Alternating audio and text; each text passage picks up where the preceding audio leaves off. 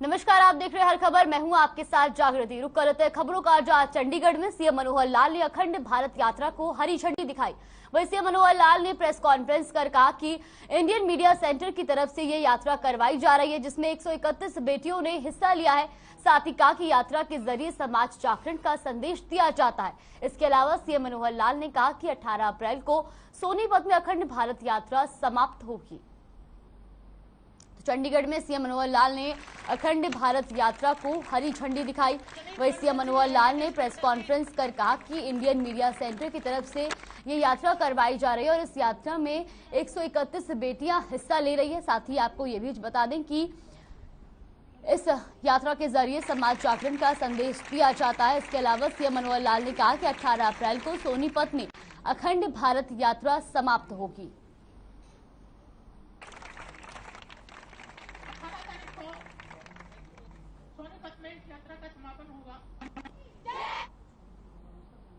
देश में कोरोना की रफ्तार पर ब्रेक लगता नजर आ रहा है, जिसके चलते एक दिन में 1796 कोरोना के नए केस सामने आए हैं और कोरोना के चलते 19 मरीजों की मौत हो गई, जबकि 946 लोग कोरोना से ठीक हुए, जिसके बाद देश में कोरोना का रिकवरी रेट 98.76% हो गया है। बात करें अगर कोरोना के एक्टिव केसों की, तो देश में फिलहाल कोरोना के 10,879 केस एक्टिव हैं। तो देश में कोरोना से राहत मिलती नजर आ रही है। 796 नए कोरोना संक्रमितों की पुष्टि हुई है और आपको बता दें कि 19 मरीजों की बीते 24 घंटे में मौत हुई है, जबकि 946 लोग कोरोना से ठीक हुए हैं। तो एक दिन में 1796 कोरोना के नए संक्रमितों की पुष्टि हुई है, जिसके बाद देश में कोरोना का रिकवरी रेट 98.76% हो गया। और बात करें अगर कोरोना के एक्टिव केसों की, तो देश में फिलहाल कोरोना के 10,879 केस एक्टिव हैं।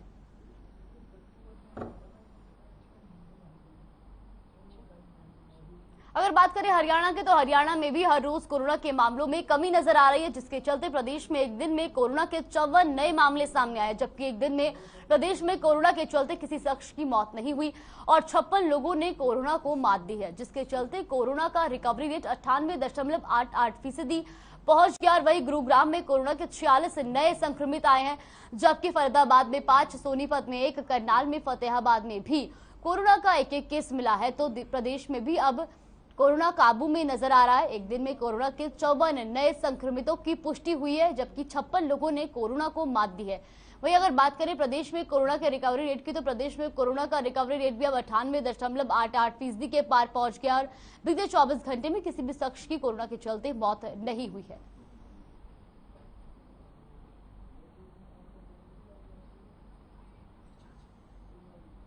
पेट्रोल डीजल के लगातार रेट बढ़ने से आमजन के जनजीवन पर भी इसका असर देखने को मिल रहा है। ऐसा ही सिरसा में आज के दिन पेट्रोल का भाव 107 रुपए 65 पैसे हो गया है, जबकि डीजल का भाव 98 रुपए 90 पैसे हो गया है। अगर पिछले एक हफ्ते की बात की जाए, तो पेट्रोल डीजल के दाम में सिर्फ एक ही बार इजाफा हुआ है और 6 अप्रैल को ही 86 पैसे पेट्रोल डीजल के दाम में बढ़े थे। उसके बाद से अभी तक पेट्रोल डीजल के दाम नहीं बढ़े हैं, जिससे आमजनों को थोड़ी बहुत राहत महसूस जरूर हो रही है, लेकिन इसका असर सब्जियों पर भी पड़ रहा है।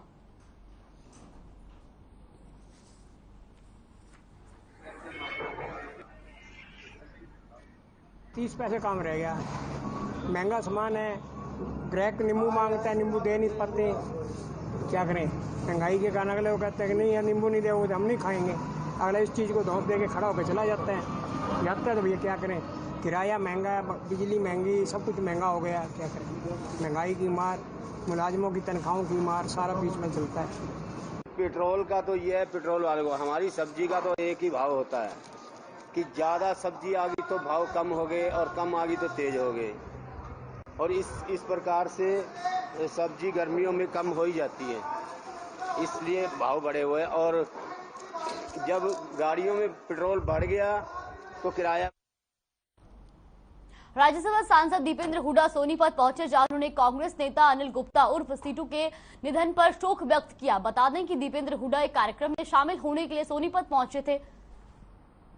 जहां उन्होंने प्रदेश की सरकार पर 334 यूपी पंजाब नेशनल हाईवे निर्माण कार्य को लेकर आरोप लगाए। उन्होंने कहा कि प्रदेश के मुख्यमंत्री को सोनीपत से होने वाले सड़क लोकार्पण समारोह में नहीं आना चाहिए था। उन्होंने सरकार पर आरोप लगाते हुए कहा कि जिस सरकार ने नेशनल हाईवे बनाने की जरूरत को गलत ठहरा दिया था, उसी का उद्घाटन करने सीएम खुद पहुंचे थे, जो नैतिकता के आधार पर सही नहीं है। मुख्यमंत्री जी ने गडकरी जी के साथ मिलकर एक उद्घाटन किया नेशनल हाईवे का 334 बी नेशनल हाईवे, जो यूपी पंजाब बॉर्डर से और सोनीपत खरखोदा झज्जर होते हुए और लोहारू के रास्ते राजस्थान जाता है। दुर्भाग्य की बात यह है, ये वही मुख्यमंत्री हैं खट्टर साहब जिन्होंने चिट्ठी लिखी। ये नेशनल हाईवे मैंने मंजूर कराया था 2013 में।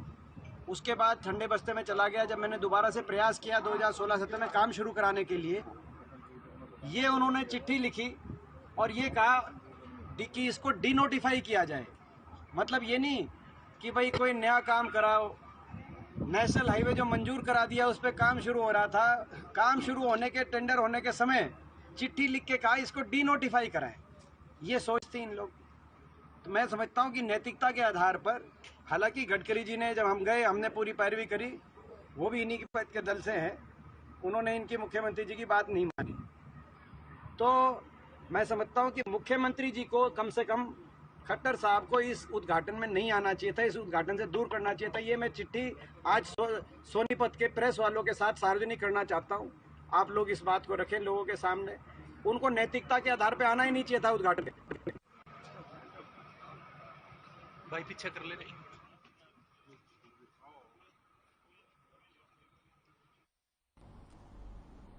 महेंद्रगढ़ में केंद्रीय पर्यावरण वन मंत्री भूपेंद्र यादव ने कई कार्यक्रमों में शिरकत की। सबसे पहले वो कनीना में मनीष राव की तरफ से आरपीएस फार्म हाउस पर आयोजित अभिनंदन समारोह में पहुंचे, जहां उनका फूल माला और पगड़ी पहनाकर स्वागत किया गया। इसके बाद वो महेंद्रगढ़ की यादव सभा में पहुंचे, जहां उन्होंने सबसे पहले पौधारोपण किया, फिर सार्वजनिक पुस्तकालय में डिजिटल लाइब्रेरी अनुभाग का शुभारंभ किया। इस दौरान उनके साथ सांसद धर्मवीर सिंह, अलवर के सांसद बालकनाथ, पूर्व शिक्षा मंत्री रामविलास शर्मा, नांगल चौधरी, विधायक डॉक्टर अभय सिंह यादव मौजूद रहे। इसके बाद केंद्रीय मंत्री भूपेंद्र यादव के जयराम सदन महेंद्रगढ़ में पहुंचने पर पूर्व मंत्री रामविलास शर्मा ने उन्हें गुलदस्ता भेंट कर सम्मान दिया।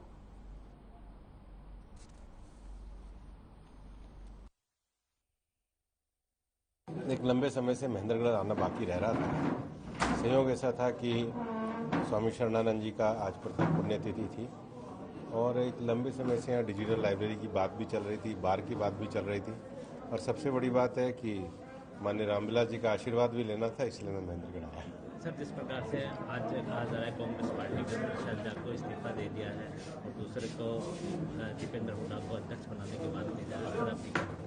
देखिए, कांग्रेस तो पूरी तरीके से एक समाप्त प्राय पार्टी है।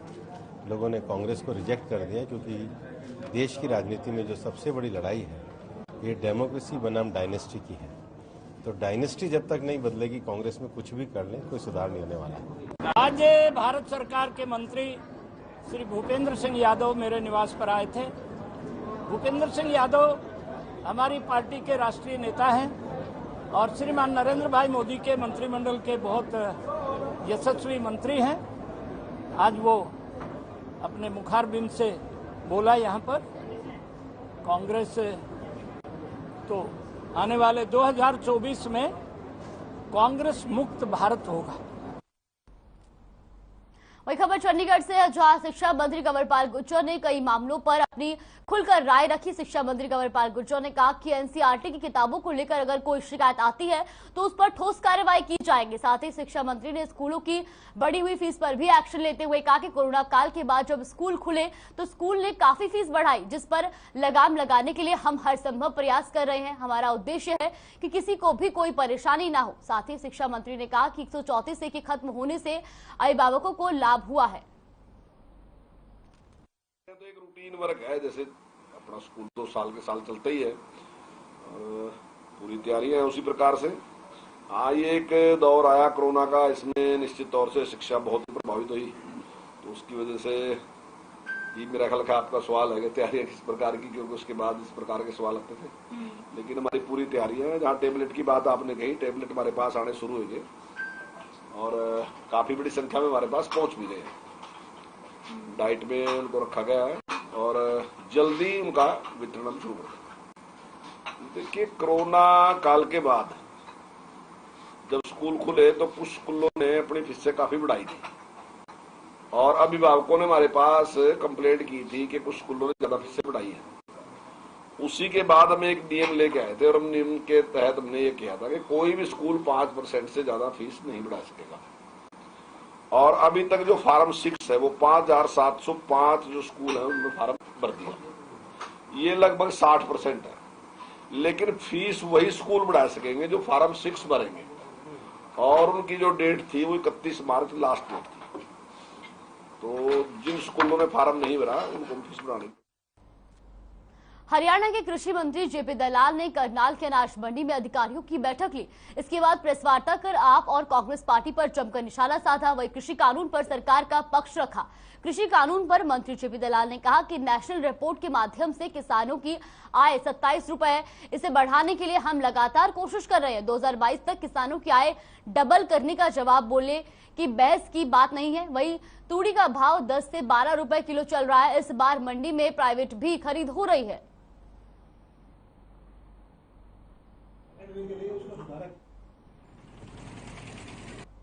यही देखना है कि किसानों की सुविधा के लिए जो हमने व्यवस्थाएं की थी वो सही काम कर रही हैं या नहीं कर रही हैं।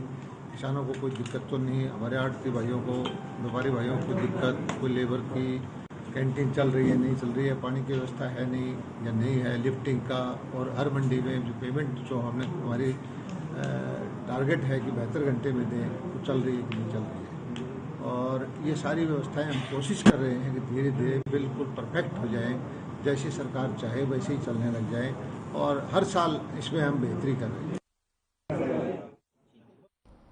भिवानी में बार एसोसिएशन के कार्यक्रम में बिजली मंत्री रणजीत चौटाला पहुंचे, जहां उन्होंने बार एसोसिएशन को 21 लाख रुपए दिए और 50 वर्षों तक वकालत करने वाले वकीलों को सम्मानित भी किया। साथ ही उन्होंने कांग्रेस पर निशाना साधते हुए कहा कि राहुल और सैलजा ने कांग्रेस का बंटाधार किया है। जब से कांग्रेस ने सैलजा को प्रदेशाध्यक्ष बनाया है तब से कांग्रेस जीरो हो गई है।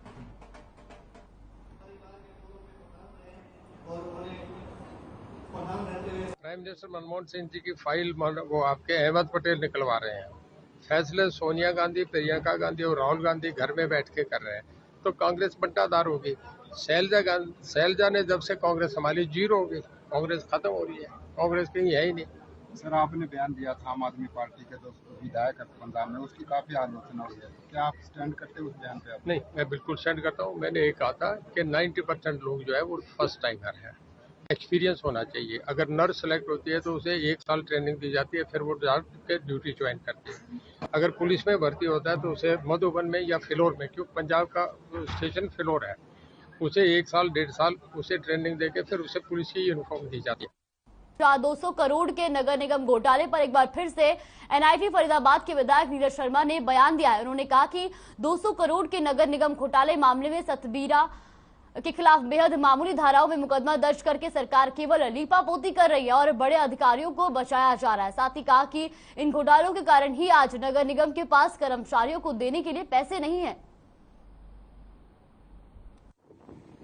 कि जो फरीदाबाद नगर निगम है इसमें क्या क्या हो रहा है। इस 200 करोड़ के घोटाले में 9 जुलाई 2020 को कमेटी बन गई इस घोटाले की जांच के लिए, पार्षदों की और आईएएस अफसरों की अध्यक्षता में।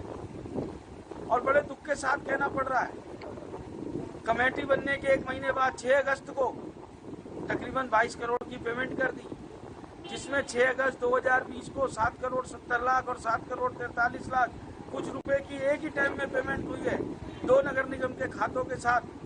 और उस नगर निगम में ऐसे भ्रष्ट कामों की एक दिन में पेमेंट हो रही है। जिस नगर निगम में उसका एम्प्लॉय रिटायर हो जाए उसको रिटायरमेंट का पूरा पैसा नहीं मिलता।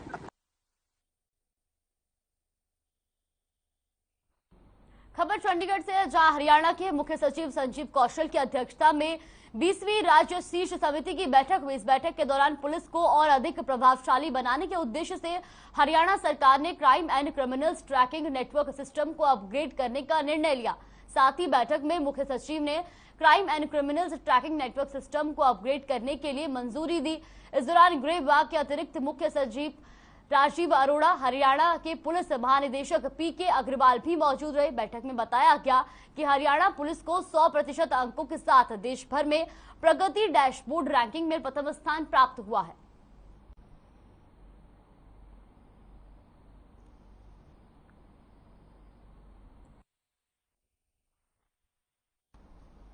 तो ये आपको बता दें कि अगली खबर महम से है, जहां महम में राज्यसभा सांसद रामचंद्र जांगड़ा ने गाड़िया लुहारा समुदाय के लोगों से मुलाकात की और उनकी समस्याओं को जाना।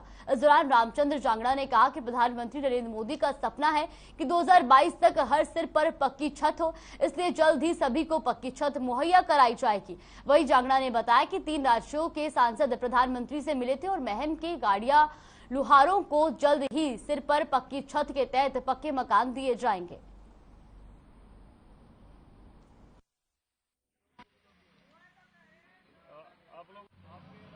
देखिए, पिछले दिनों प्रधानमंत्री जी ने 3 स्टेटों के सांसदों को हमें बुलवाया था, जिसमें हरियाणा के भी हम सभी सांसद थे।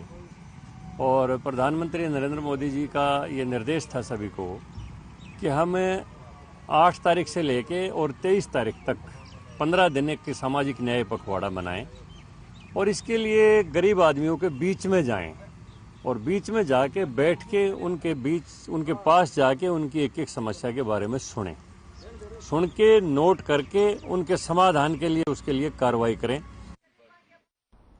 नारनौंद में बिजली निगम के अनुबंधित कर्मचारियों ने अपनी मांगों को लेकर धरना प्रदर्शन किया और निगम अधिकारियों के खिलाफ जमकर नारेबाजी की, लेकिन विरोध प्रदर्शन के बावजूद भी अधिकारी कोई सुनवाई नहीं कर रहे हैं। वहीं जिला प्रधान विकास बेनीवाल ने कहा कि उपमंडल अधिकारी की ओर से अनुबंधित कर्मचारियों को जानबूझकर गलत तरीके से तबादला कर बार बार परेशान किया जा रहा है, जिससे अनुबंधित कर्मचारियों में भारी रोष है।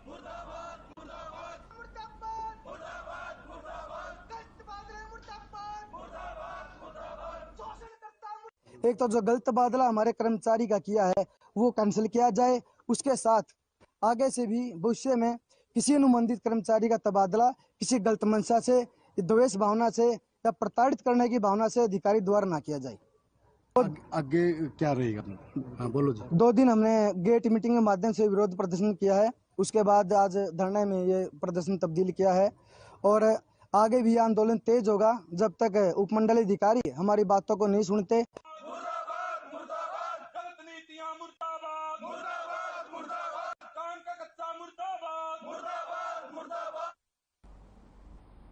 झज्जर के गांव खेड़ी खुमार के पास बीती रात सड़क हादसा हो गया, जिसमें एक महिला रेनू की मौत हो गई जबकि एक युवक गंभीर रूप से घायल हो गया। घायल को रोहतक पीजीआई में रेफर किया गया है। मिली जानकारी के अनुसार रेनू एक अन्य परिवार के सदस्य के साथ कार में सवार होकर आ रही थी, तभी कार के सामने एक ट्रक काफी तेजी गति से चला आ रहा था, लेकिन ट्रक चालक ने अचानक ब्रेक लगा दिए, जिस कारण कार ट्रक से सीधी टकरा गई। वहीं पुलिस ने अज्ञात ट्रक चालक के खिलाफ मामला दर्ज कर कार्रवाई शुरू कर दी है।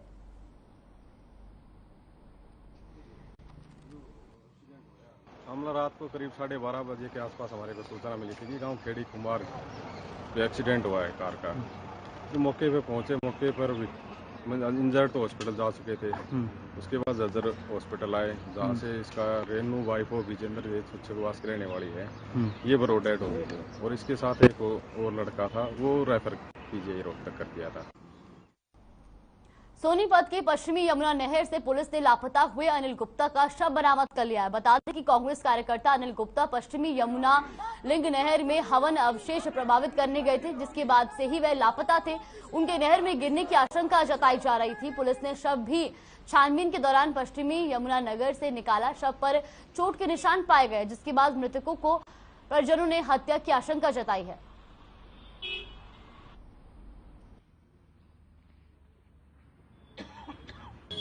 अनिल गुप्ता नाम है इनका, उर्फ सीटू। परसों शाम को हमारे पास कॉल आई थी कि मिसिंग है नहर के पास से, रोड नहर के पास से। तो परसों से ढूंढ चल रही थी और परिवार वालों का शक था 1-2 लोगों पे भी कि शायद कहीं और ना चले गए, हो सकता है नहर में हो ही ना। तो हर तरीके से कार्रवाई की गई थी, बट आज सुबह भी हमारी सर्च जारी थी नहर के पास, तो इनकी डेड बॉडी मिली है। तो पुलिस ने आइडेंटिफाई किया और फिर परिवार वालों से आइडेंटिफाई कराया है और अभी बॉडी पोस्टमार्टम बात तो तुमको करनी होगी। फरीदाबाद में पानी भरने को लेकर दो पक्षों में झड़प हो गई, जिसमें एक युवक की मौत हो गई। आपको बता दें कि मुस्लिम समुदाय के लोगों में झड़प हुई। महिलाओं के बीच शुरू हुई लड़ाई पुरुषों तक जा पहुंची। वही लड़ाई के बाद हमलावर फरार हो गए, जिसके बाद पीड़ित परिवार ने प्रशासन से न्याय की गुहार लगाई है। ये मामला बीते 7 अप्रैल का है।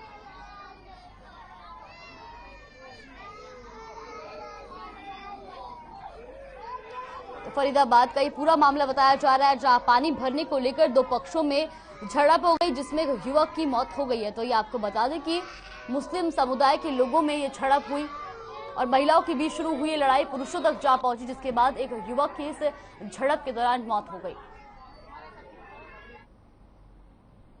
सोनीपत के गांव को खुबड़ू नहर में डूबने से 10वीं में पढ़ने वाले छात्र की मौत हो गई, जहां पुलिस ने शव को कब्जे में लेकर नागरिक अस्पताल में पोस्टमार्टम करवाकर परिजनों को सौंप दिया और मामले की जांच में जुट गई है।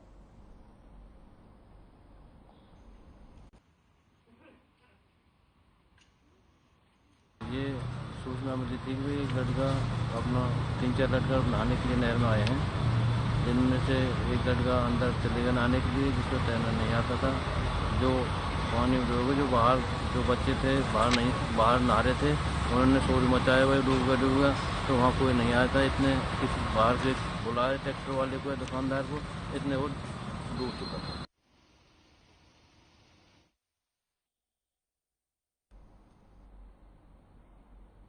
खबर गुरुग्राम से, जहां खाकी के दामन पर फिर रिश्वत लेने जैसे शर्मनाक दाग लगे हैं। खेकड़ी दौला थाने में तैनात कांस्टेबल शक्ति सिंह को 1.5 लाख की रिश्वत लेते हुए विजिलेंस की टीम ने गिरफ्तार कर लिया है। दरअसल खेकड़ी दौला थाना में दर्ज FIR नंबर 146 की तफ्तीश के दौरान 2 आरोपियों को गिरफ्तार किया गया था, जिसकी जांच मानेसर क्राइम ब्रांच में तैनात SI रामचंद्र करने में लगे थे। उसी केस को कमजोर करने की एवज में SSI ने अपनी अन्य साथियों के साथ मिलकर दोनों आरोपियों से 15-15 लाख की रिश्वत की मांग की थी।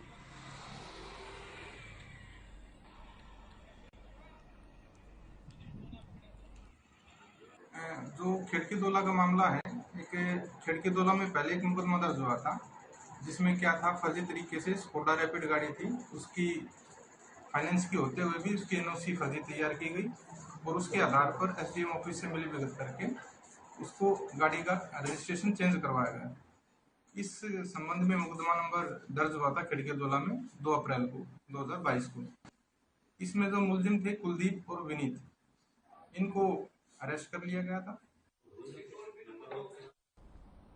गुरुग्राम में अस्पताल से सैंपल कलेक्शन के लिए ड्रोन का प्रयोग करना एक लैब को भारी पड़ गया, जहां आयुध डिपो के प्रतिबंधित एरिया में इस ड्रोन को उड़ाने के मामले में एयरफोर्स अधिकारियों की तरफ से लैब और ड्रोन संचालक कंपनी के खिलाफ मुकदमा दर्ज किया गया। ये ड्रोन फोर्टिस अस्पताल से सैंपल लेकर सेक्टर 18 SRL लैब पहुंचा था। बता दें कि एयरफोर्स आयुध डिपो के 3 किलोमीटर एरिया में ड्रोन उड़ाना प्रतिबंधित है। सुरक्षा को ध्यान में रखते हुए ड्रोन के उड़ान पर प्रतिबंधित है।